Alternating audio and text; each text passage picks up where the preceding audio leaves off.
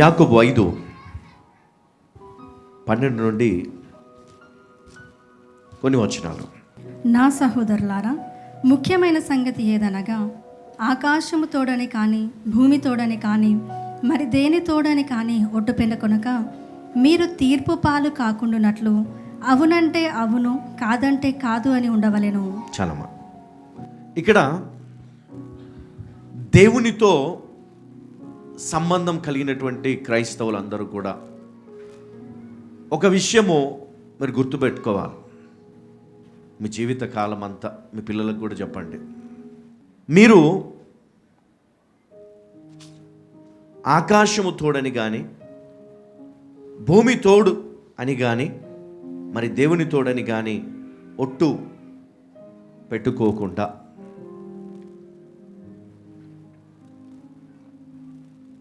ఎందుకు మీరు తీర్పు పాలు కాకుండానట్లు అవునంటే అవును, కాదంటే కాదని ఉండవలేను. అవునంటే అవును, కాదంటే కాదు. యవ్వన పిల్లలు కానీ పెద్దలు ప్రతి ఒక్కరు దేవుని పిల్లలు ఎప్పుడు కూడా యథార్థమైనటువంటి జీవితాన్ని జీవించాలి. అబద్ధ జీవితం జీవించకూడదు. ఎట్లా ఉండకూడదు? అబద్ధం, ఒట్లు పెట్టుకోవద్దు. ఆకాశము తోడని కానీ భూమి తోడని కానీ దేవుని తోడని కానీ మనం పెట్టవద్దు. చాలామంది ఎవరు వేస్తారు ఈ ఒట్లు అంటే అబద్ధాలు చెప్పే వాళ్ళందరూ కూడా ఒట్లు వేస్తారు కదా. ఈ పక్కన పెట్టి అమ్మతోడు నాన్నతోడు కదా, నా భార్యతోడు నా పిల్లలతోడు నేను తాగుడు మానేస్తా నమ్మొచ్చా? ఒక ఆమె ప్రార్థన చేస్తుందంటే ఏమని అంటే, అయ్యా నా భర్త అసలు ఇంట్లోనే ఉండడు కాబట్టి నా భర్త ఇంట్లో ఉండి నన్ను చూసుకోవాలా అని చాలా ఏడ్చుకుంటూ ప్రార్థన చేసిందంట. దేవుడు ఒకరోజు ఈమె ఉపవాస ప్రార్థనలు 21 రోజు 40 రోజులు ఈ ఉపవాస ప్రార్థన చేస్తూనే ఉందంట.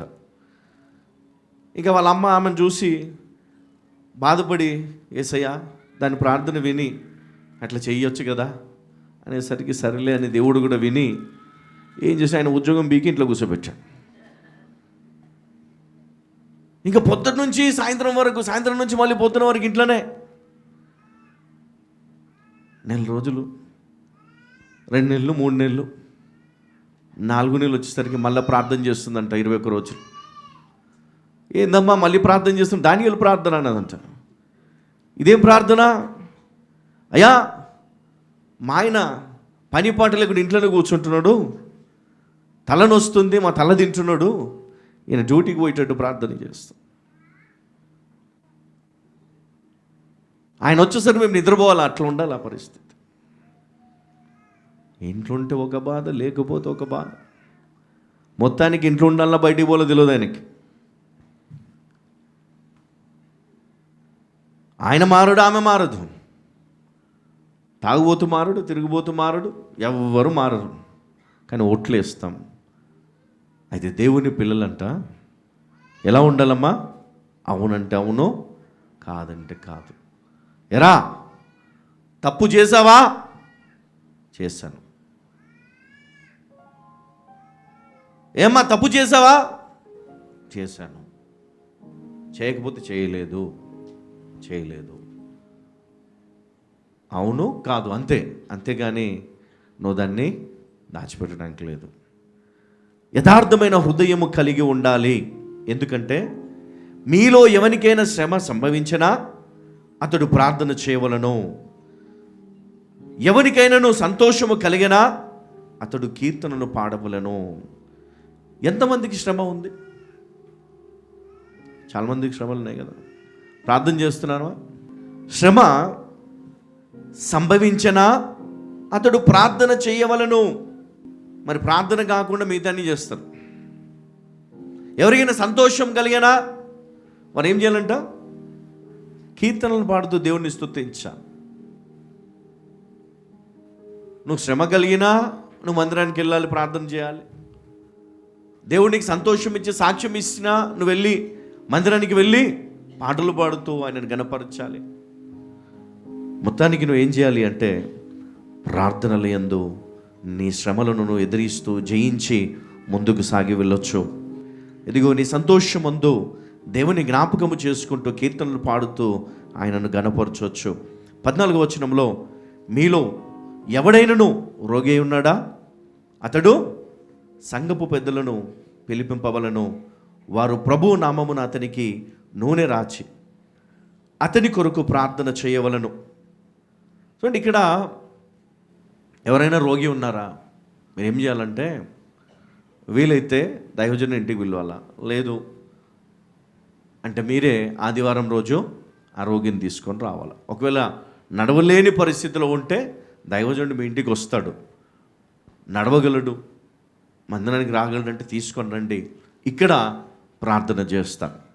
ఇది ప్రార్థన శక్తిని మనకు ఇస్తుంది.